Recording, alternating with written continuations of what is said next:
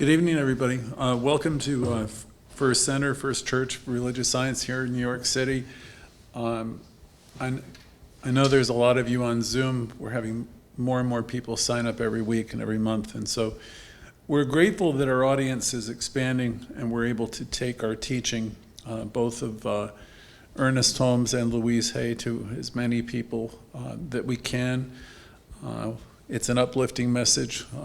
We're doing our best to reach out to people all over the country and beyond. So welcome. Thank you, Celia, for the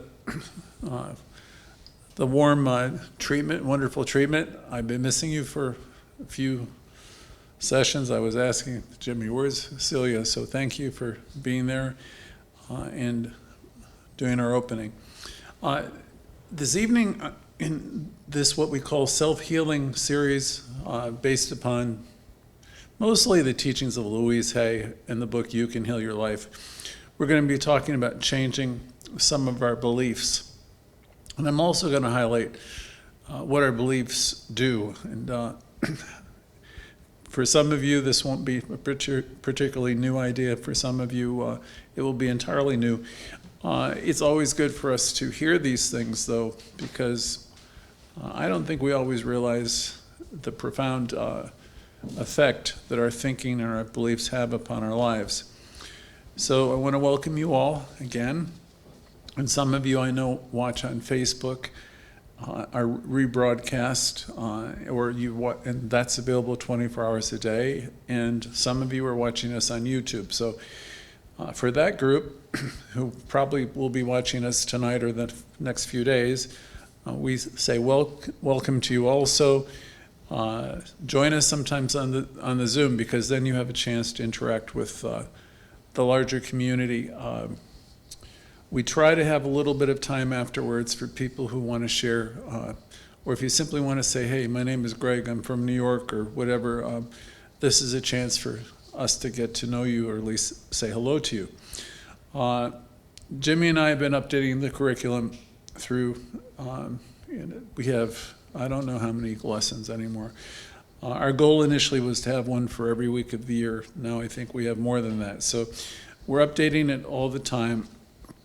We started out as a small self-healing group, and it was with talking points, and there'd be a time for process, but that was some years back. And now after COVID, we've become a hybrid community, meaning our larger community is now the virtual community, and we always have some people who are here at the center with us. And that's going to be the future of most churches and spiritual centers. We have learned through all of our research. So we're happy to provide the lessons. If any of you, I think Jimmy mentioned it, would like to support our work, there's you can do so in the chats, you can do so on the website, or any other way you want. There's lots of ways to support us. So let me move on. I want to mention Louise Hay was a student here at the First Church of Religious Science here in New York City. And so I'm very fortunate to be able to be the minister here in the very place where she got her education. We're teaching the positive approach, or what we call the affirmative approach. We use affirmative prayers, which are the best way to characterize them to a new person is affirmative prayer is a deeper type of affirmation, something that you brought into your consciousness and you brought to a place of belief and conviction. Affirmations, an affirmative prayer will bring you to a place of embodiment, where you have a shift within yourself, an inner shift, and where you arrive at a place of deep knowing and realization within your own self. What you have proclaimed is actually being acted upon. For an affirmative prayer to be an affirmative prayer, you have a shift in your own consciousness, where you move from wanting something to happen to absolutely knowing something is done. And it is so. So I can and I will present groups or lessons on how to do affirmative prayer and how to do more powerful prayer work for you. Today, the subject relates again to change. specifically changing what needs to be changed so that we can live in peace. Now, I know a lot of you, are not living in peace. And I know people come to this class because they're wanting to learn how to love themselves more and to have more peace in their life. You want usually peace, happiness, joy, and you want to live in the certainty that life is good. I think that's a safe assumption for just about everybody who would be tuning in. You want to get to a place where you know that everything's okay, that there is divine order and that things are working out for you and the world in general. So what I'm getting at in this lesson is about the actual practice, the practice of our teaching. I'm talking about shorthand for practicing our teaching, or I'll say it another way. In all of our Louise Hay classes, we explore the development of our mystical sense. I used to talk about the mystic's eyes. You can if you think of the word mystic and you have an idea of what a mystic is or was, it's a person who's really seen God or seen the divine through their day-to-day living. Regardless of what is going on in the world, they were the ones who could pierce that veil of all the action and reaction and all the mess of the confusion, and their complete focus would be on knowing that there is a presence. So as you get involved in Louise Hay's work, where she says all is well, she really meant that, all is well. And you can think of yourself as having an inner eye, or an ability that perceives the inherent goodness in all things. That's the work we do. We're here to see the good and the inherent goodness that's in everything, even when it may not immediately be apparent. The mystics of the old would see the good or the expression of good in every circumstance. So if you've been coming to classes for long, you'll know that we try to train ourselves to know, to sense, and to feel this goodness, this indwelling spirit. We say it in all kinds of different ways, but it's something that's tangible that you can sense and you can feel within you. As people who gather here week after week, we're learning the teachings of the science of mind. We're learning to embrace the principles in Louise Hay's book, and we're discovering that there's a divine presence and a spiritual activity that we're all a part of, deep at the center of our being, as Louise would say. It's in everyone and it's in everything. We understand that this divine intelligence, this omniscience, this omnipresence is everything, and it's in everything, and it's unfolding perfectly according to law. Therefore, and I'm going to talk about law of our being, law of attraction. Nothing's happening to us by coincidence. It happens to us. Life responds to us.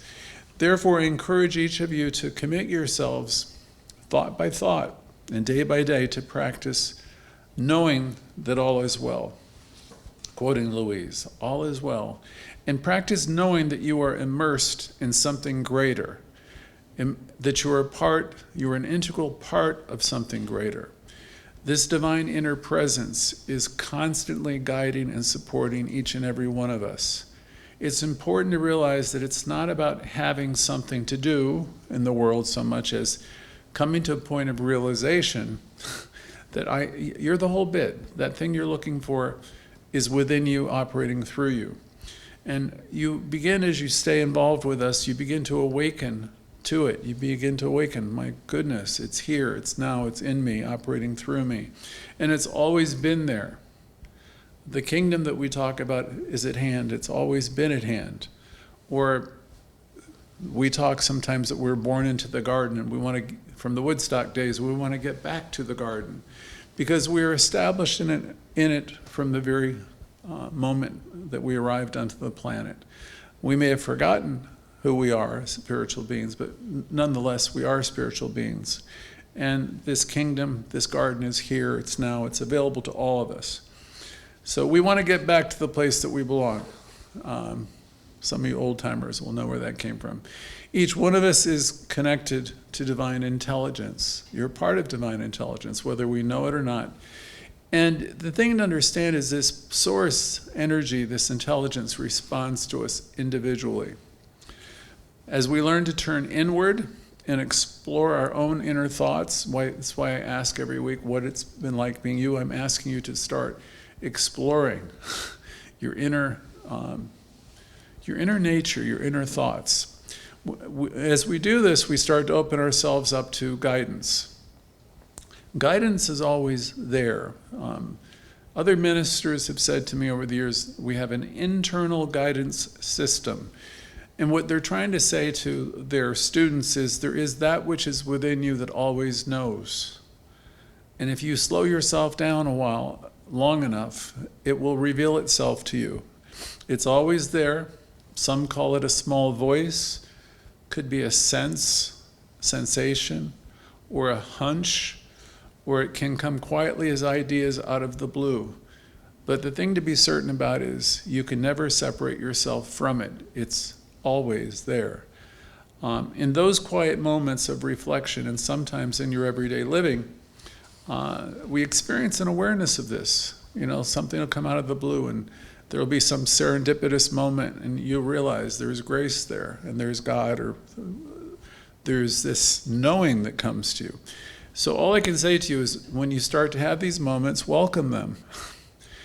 Ralph Waldo Emerson perhaps is one of the best New Thought teachers. He said on the subject, spirit or divine presence is always, always present, and it's actively seeking to guide us and inspire us.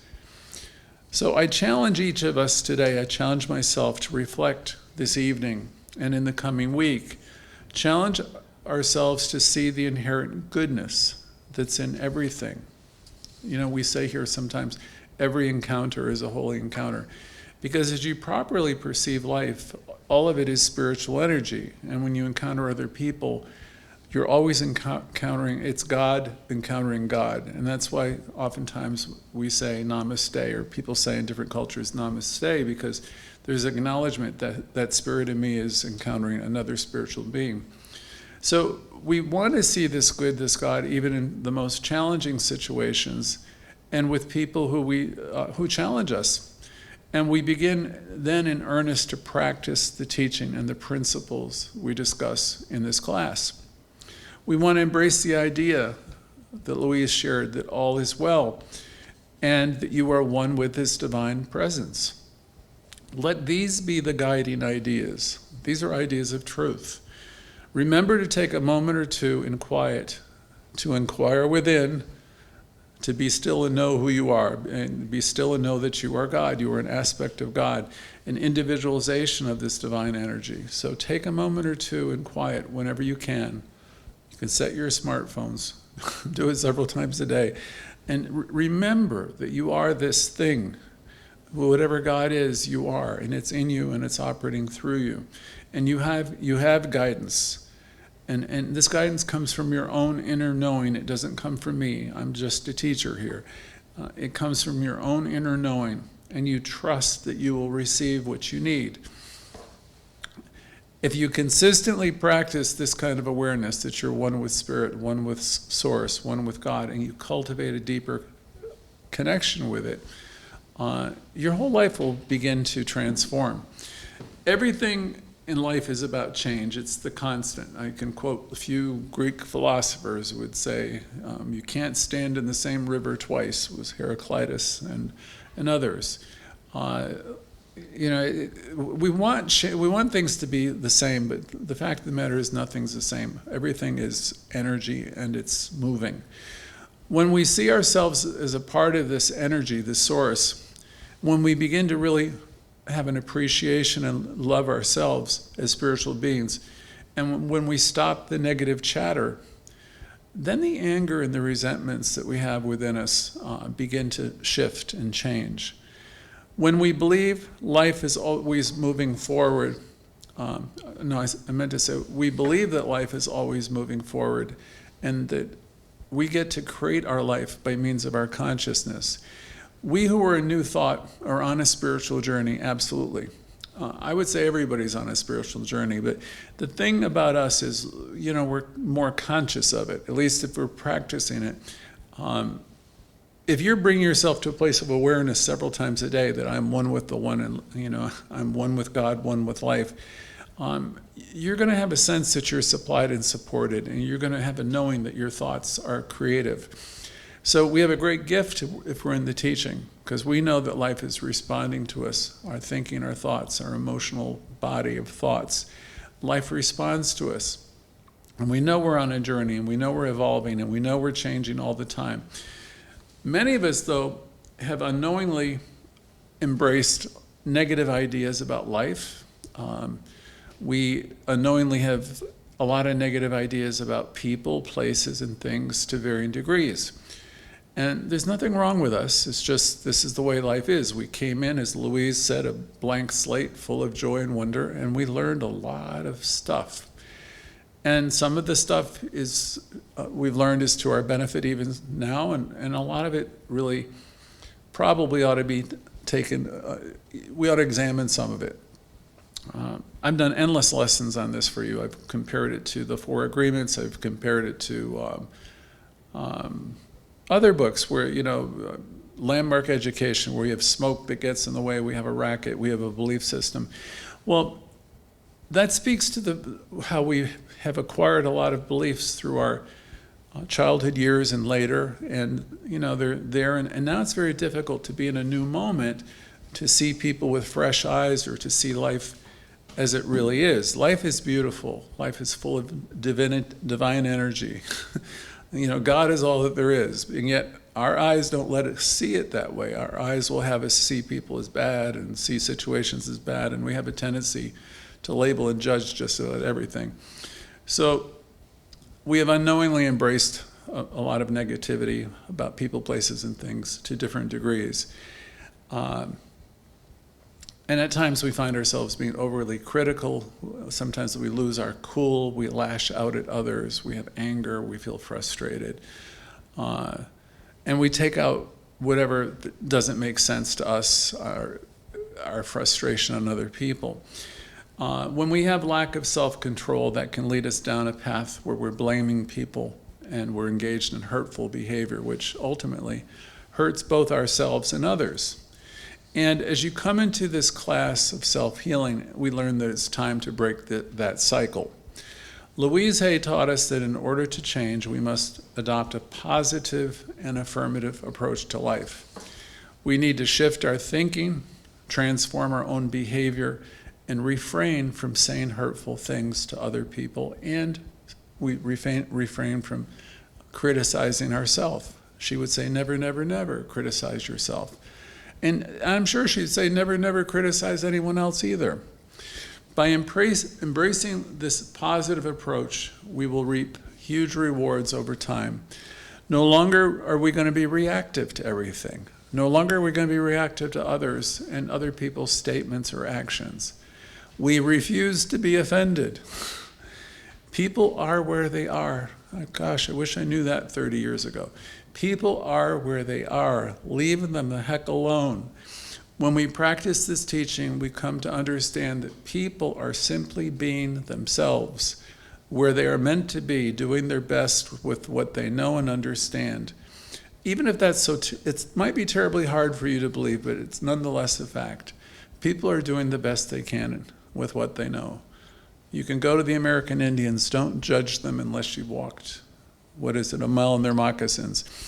So we don't have any right to lash out at anybody or have any type of hatred within us or any sense of harm or retaliation in our words or deeds. That's not our way. That's not what we teach here. It's not the way of Louise Hay. It's not a Christian way. It's no kind of way that any of us want to be part of. It's not new thought, nor is it the thinking of any evolved spiritual teaching. What others do is not a reflection of you. Instead, we are responsible for being the guardians of our own consciousness, the guardians at the gate, as we say. We're the ones that are responsible for what's going on inside of our own head, our own thinking. When we find ourselves judging or reacting or yelling or screaming or anything we're doing toward other people, we're missing the mark. That's the definition for sin. We miss the mark when we're in a place of judgment or anger. Don't take the bait. In a previous class, a couple weeks ago, I think, I remember when I was younger teaching the same material, I used to think of fish hooks. And I would like chomp on, people give you something, say something, do something, I would jump, I'd be involved in the argument. And as you get good at this teaching, they can throw those hooks out at you any way they want to, but you don't take the bait. It's just like it doesn't, what they say, it's not that they don't matter. It's what they say, when people are coming at you with, that type of stuff, it doesn't matter. You can see peace instead. I mean, you can evolve to the point where you understand, here's a human being doing the best they can, and you don't have to take the bait or respond or react. You can be in a place of equanimity where you're whole and complete and peaceful and happy. So I have it in my notes. Yeah, I talked about the fish hooks before. We don't have to bite on them. We don't have to lose our cool. We don't have to lose it. We don't have to make anyone wrong either. And we don't have to create separation within ourselves. As soon as you do it, as soon as you start judging people or lashing out at them, you have hurt yourself more than anyone else, and probably the other person as well. If you're wanting to evolve personally, spiritually, logically, our primary focus is going to be on our own inner growth and development. We will be better friends, we'll be better citizens, we'll be better people, and do much more good work for others when we do our own inner work. We have plenty of work to do within ourselves, within our own consciousness. Again, inflicting harm on others as well as ourselves goes against our purpose here. This session is to suggest that we commit ourselves to rising above negative patterns that we've adopted. And as soon as we're aware that we have them, we want to find ways to deal with them and release them. We are first and foremost spiritual beings, and I'm sure everyone here wants to grow, and everybody here wants to evolve and have more success. This is not a dress rehearsal. This is your own precious life, and I'm sure you want to spend it in joy. That reminds me of Lady V. She did a session last night that was wonderful, and the one before was all about joy. So we're spiritual beings, and we want to grow and evolve in joy. So we can, so this life can really be a joyous experience. So as we come and get more involved in this teaching, we embrace this positive approach, this affirmative approach, and we're committed to practice knowing that we live in this energy, and we know it's here, and it's available, and it's responding to us 24 hours a day. Every moment, life is responding to you. I'll invoke Jackie Gleason, who used to say, how sweet it is. We can create our lives, we can heal our lives. Together we can cultivate a consciousness of love, compassion, and create a positive impact on ourselves and the world around us. So it's always, if you're doing it, if you're practicing it, it's always going to be upward and onward, where you're going to transcend negativity and you're going to embrace the transformative power of positivity. Louise so beautifully reminds us, whatever you're facing, she said, it's only a thought you're having, and a thought can be changed. That's such a good line to remember and to put on every monitor or mirror that you have. It's only a thought you're having, and a thought can be changed. I'm always free to turn it around. There's no villains in my life. I might react in a moment thinking somebody is, but as soon as I catch myself, it's very easy to quiet that. I know they are as God created them. And whatever moment in time, the other person is whole, complete, and perfect. And if you can get yourself to that place, you can drop all that energy. So tonight we want to be taking another look at the idea of changing and transforming and developing. Many of us on the call who are new, we want things. We want this, we want that. Better jobs, better life, better everything. And there's nothing inherently wrong with that. But here's the thing. We want the jobs we want. We want the jobs to be the way we want them to be. We want our supervisors or bosses to be the way we want them to be. We want this changing economy to work for us. We want, wherever we are, what we want is tied into our own personal needs. So you might perhaps want a different type of anything. You might want your government to be different, the country to be different. You might want it to stay the way it is. You might want a different house or a different apartment. You might want more income. So there's a lot of people who you might want happiness in your relationship. People's wants are endless. So there's a lot of people wanting a lot of things. And maybe in your relationships, you want your partner to be different. Maybe you want her or him to act differently. Or you want them to be kinder or pay more attention to you. And then when you don't get what you want, there's a tendency to put people down in different ways because they're not the way we want them to be. And they're not meeting our expectations. Or they're not changing the way we want them to change. We in our minds have decided, for example, regarding our jobs, that our employer doesn't value us, or we're stuck, or we're not getting what we need. And you may want a different employer. Or if you have employees, you may want the employee to be different. Or if you have children, you might want your children to have different interests or occupations or habits. So all of these are, fair game. These are the things people want, and many, many more. They're endless list. And these are just examples, a few examples of people wanting things and wanting, right? And there's a quote I came across that reminded me of this whole subject from Tolstoy. And I'm going to change it just a little bit. He said, "Everyone thinks of changing the world. We all want to change the world."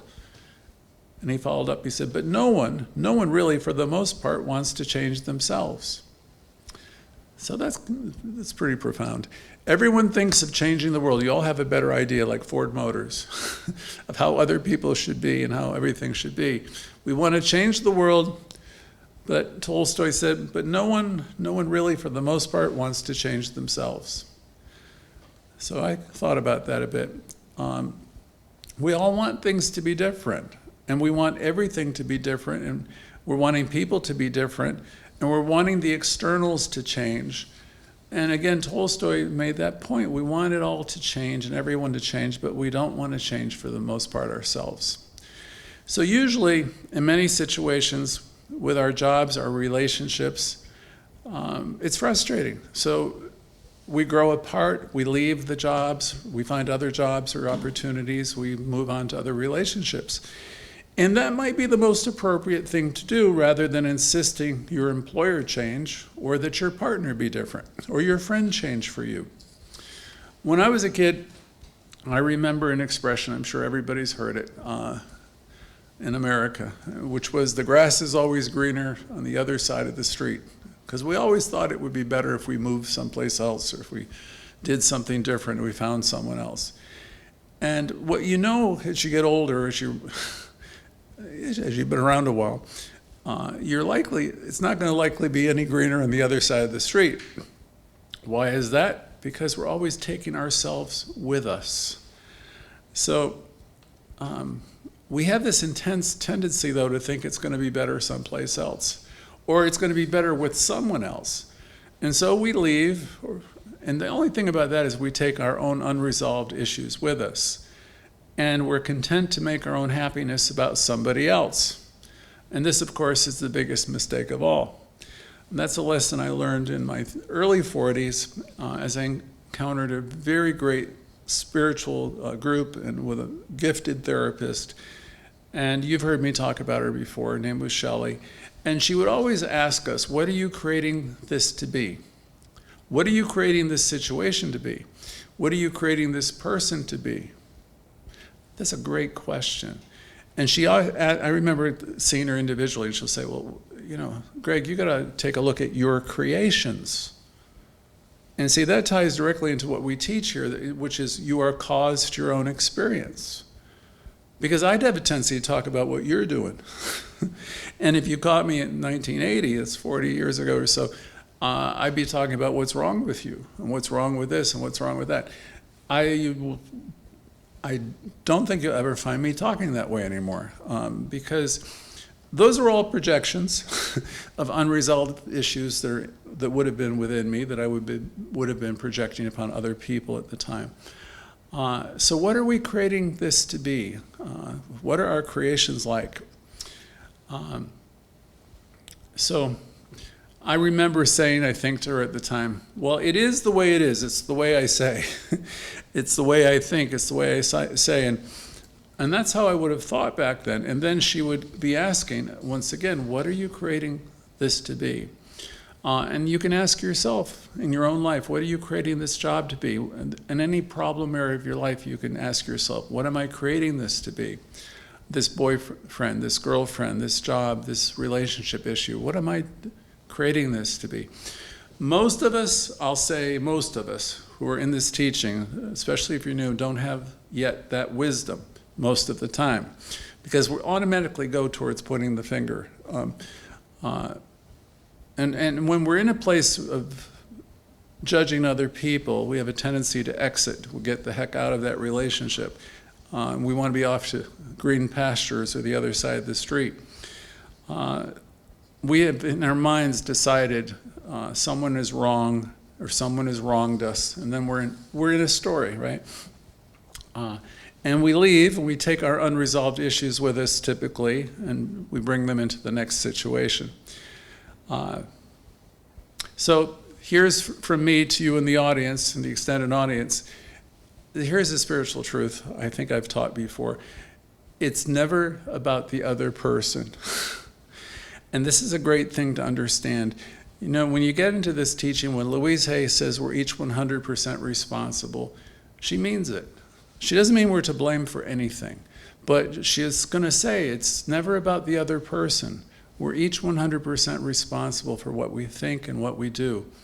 And that's a tough pill to swallow for some of us, especially those of us who have a tendency to use the word should a lot, or those of us who play the blame game in our life.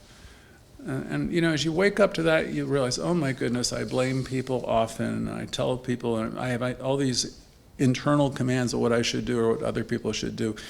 When you wake up to that, then you realize pretty quickly, I need to slow down and get a grip on what's going on within me. And I need to be about self-healing. And when I really, really love myself more, all that stuff will calm down, and your life will change, and you will start to accelerate your growth, your spiritual growth. You'll be a little bit more like Jesus in the notion that you're going to be about the Spirit's business. And some of our students who've been around for a long time, you know, who always tell me they're well into their 70s, that working on themselves is a full-time job. Because if you're doing it the other way, you're using your power against you. Ernest Holmes says there's power for good and we can use it, but when we're not connected with that power and we're making people wrong and bad, then we're using our power destructively. You're living in a teaching that's going to tell you that you have everything within you to create any kind of life you want. So you get to create people to be wonderful. You can continually see the good in people even when they're not acting perfectly. Or you can characterize them as villains and terrible and all of that. The thing is, you get to decide. We know that every being, every person is a spiritual being, and if we practice this teaching, can understand that every person is a individualization of God life. So, however you choose to see people, places, and things, this is always going to be a much bigger statement about you than anyone else. So,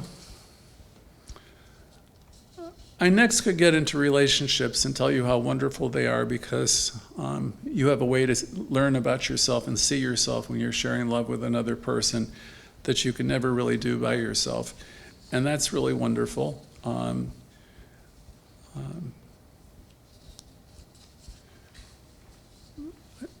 I think this is a good place to wind down. All of us are working with our own issues, and our issues are being projected into our lives. So what we do in this teaching is we look at our life, and we look at, you know, what we're saying, and we look how we're interacting, and we do a little inventory every day. And, you know, when we've missed the mark, then we you know, if we're smart, we change it. The 12-step programs, there's a 10th step, which is doing a daily inventory. And when you do that, you're doing that not to blame yourself or anything. You're just doing it to gain some insight as to what's working and what isn't working. Because we don't want to keep creating the same mistake over and over again. There's a slogan from that program is, we're all here, we're either going to grow in our relationships with people, or we're going to go. The thing to remember always in all relationships, human relationships, interactions, it's always going to be about you. So once you know that, it'll help you tremendously. The changes that are in your life are about you.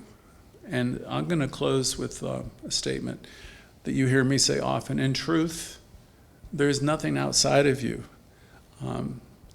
I'll ask myself all the time, why am I creating this?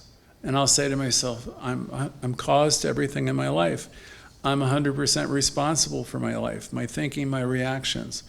Why do I want to react anymore to anyone or lash out? The teaching says all is well, and I believe it is.